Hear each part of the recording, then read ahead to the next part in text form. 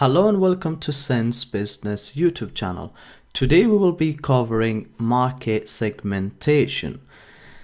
In this lesson we will learn what market segmentation is, how businesses use market segmentation to target customers, dividing them into different genders, location, lifestyle, income, ages, and so on. And then we will cover market mapping to identify a gap in the market and competition.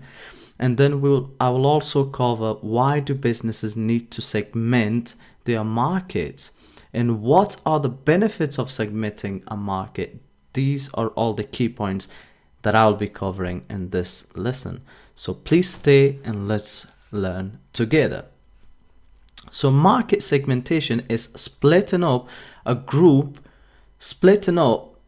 market into different types of segments to enable a business to better target its products to relevant customers. There are many reasons as to why market segmentation is done. One of the major reasons marketers segment market is because they can create custom marketing mix for each segment and cater them accordingly. So as you can see, there's a group of people, marketers have segmented and picked and put these into different groups. So that way they can advertise or target these groups individually. And that's the best way to go about marketing. There are a number of bases for market segmentation, which we will cover in this lesson. And the one and most important one is gender. Gender is one of the most simple yet important bases of market segmentation. The interests, needs, and wants of males and females differ at many levels. Thus, marketers focus on different marketing and communication strategies for both. This type of segmentation is usually seen in cases of cosmetics, clothing, and jewelry industry. Another important base of segmentation is age group. Segmenting market according to the age group of the audience is a great strategy for personalized marketing. Most of the products in the market are not universally to be used at all age groups. So therefore you need to target different groups at different stages. By segmenting the market according to the target age group, we can create better marketing and communication strategies and get better conversion rates. So you'd spend less on advertising but get maximum in return. Income is another basis of market segmentation. Income decides the purchasing power of the target audience. It is also one of the key factors to decide whether to market the product as a need, want, or a luxury. We can segment people or our market into high income, mid income group, and low income group. Place. The place where the target audience lives affects the buying decision the most. A person living in mountains will have less or no demand for ice cream than the person that lives in desert. Okay. Lifestyle. Other than physical factors, marketers also segment the market onto the basis of lifestyle. Lifestyle includes subsets like marital status, interests, hobbies, religion, values, and other psychographic factors which affect the decision making of an individual. So these are the key points that you need to remember for market segmentation, because you wouldn't market something cheap to these two couples. You would market something luxury to them and you would possibly make a sale. Hey, you might see an advert pop up now, but don't get annoyed by that, because that's how I can afford to upload more and more videos for you. Yay! Types of market segmentation. There are 4 different types that we will cover in this lesson. So psychographic, geographic, behavioral, and demographic. So demographic segmentation divides the market on the basis of demographic variables like age, gender, marital status, family size, income, occupation, religion, race, and nationality. This is one of the most common segmentation practice among the marketers. Demographic segmentation is seen almost in every industry like automobile, beauty products, mobile phones. It's everywhere and is set on a promise that the customer's buying behavior is hugely influenced by their demographics.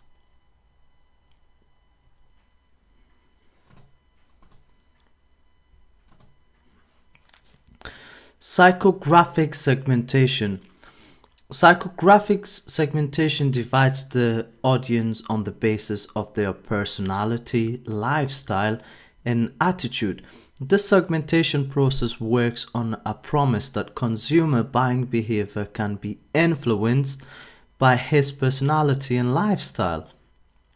Personality is the combination of characteristics that form an individual's distinctive character and includes habits, traits, attitude, temperament, and so on. Lifestyle is how a person lives his life.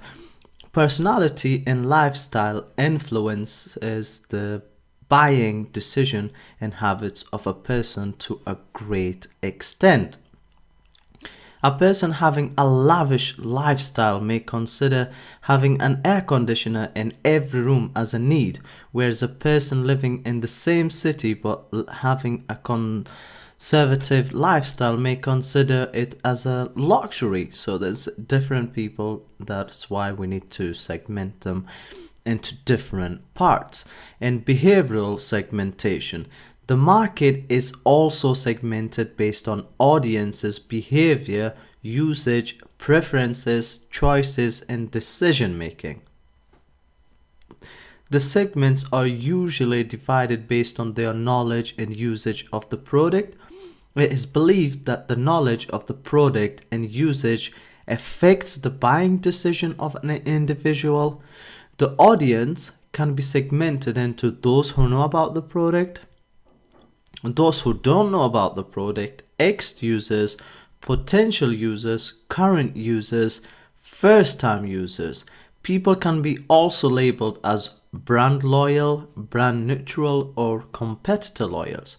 So Apple product users are usually very loyal to their brand and they will buy all Apple watches, Apple AirPods, and iPads and iPhones and what have you. This is loyalty. And then brand neutral are people that don't really care what phone it is as long as it's making a call and what have you. Then they are just alright with it, don't really matter. And then there's competitor loyal. For example, people like that, like Samsung. So these people are people that are loyal to the competitor of Apple. For example, Samsung users who buy Samsung tablets and Samsung watches or what have you. They can also be labeled according to their usage. However, how often they use by the product. For example, we can label these potential customers or ex-users or what have you that they buy them always, normally, or rarely. So for example, a phone, people that are very loyal would be people that go and always buy Apple products and constantly every year, every 2-3 months, for example, they buy new iPhone. So these would be people that always buy it. And the normal people are like myself who would buy a phone every 2 years or a year, and so on. And then rarely would be people like my parents. As far as I can remember, they have only had about 1 or 2 phones. So this is how we can label and segment people into different markets. And finally, geographic segmentation. This is also a very important one. Geographic segmentation is a process of grouping customers based on where they live. Companies segment their target market geographically when needed to focus on a specific area.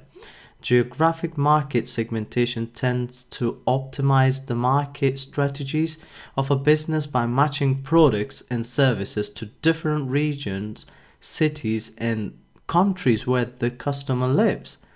For example, Dart and True Temper are companies that market their snow shovels in countries with cold temperature and where snowfall is a normal occurrence. There's no point in marketing snow shovels in areas that are either warm or mildly cold. Areas with no snowfall, there would be no point in advertising to them areas. So for example, you could advertise, they are focusing on advertising on to Austria, Greenland, Ireland, and places where the snow is very common. But they are not advertising in United Emirates and places like United Emirates, America, some parts that are not very cold. So they are segmenting geographically where they want to advertise their product. So why do businesses need to segment their market? Now that's a very good question. They need to do it because customers differ in the benefits they want, the amount they are buying or willing to pay, media by watching what televisions they watch, what newspapers they read, and magazines they see. There's different people, and when they see different things about on their newspaper, radio, and things like that, then they go ahead and buy them. So we need to make sure that we segment these people. Quantity they buy, sometimes that is important. Time and place that they buy, another good point why businesses need to segment different customers in their market. Just another quick advert might appear right now, but don't get annoyed by it because that's how I can afford to make not living exactly, but I can afford to upload more videos for you guys. Benefits to business of market segmentation. It is better matching of customer needs. So customers have different needs. Creating separate products for each segment makes sense. Enhance profit for businesses. Customers have different disposable incomes and vary in how sensitive they are to price.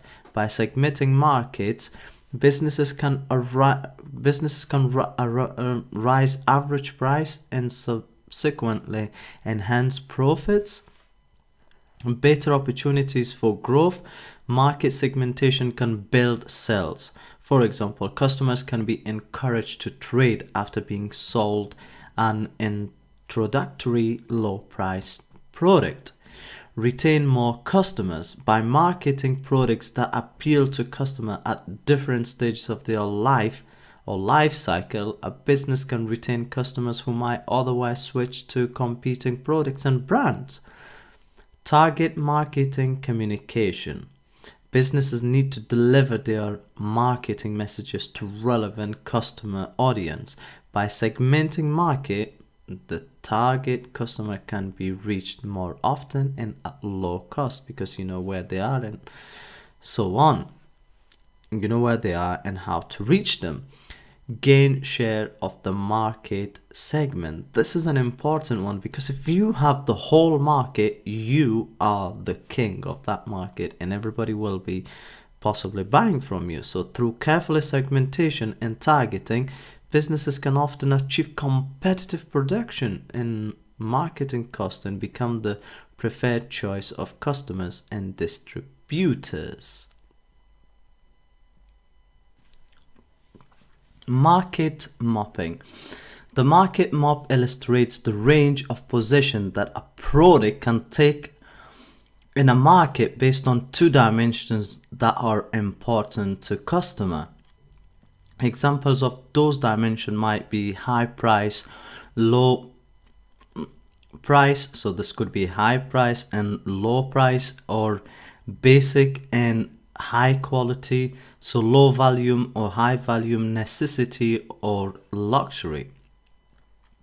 Market map can be used to identify where there are gaps in the market, where there are customer needs that are not being met. So that's why market mapping is important. Through market mapping, you can identify number of opportunities for yourself if you are good at doing market mapping. And that's what most businesses do. And that's how they come up with new ideas, new prices, new products.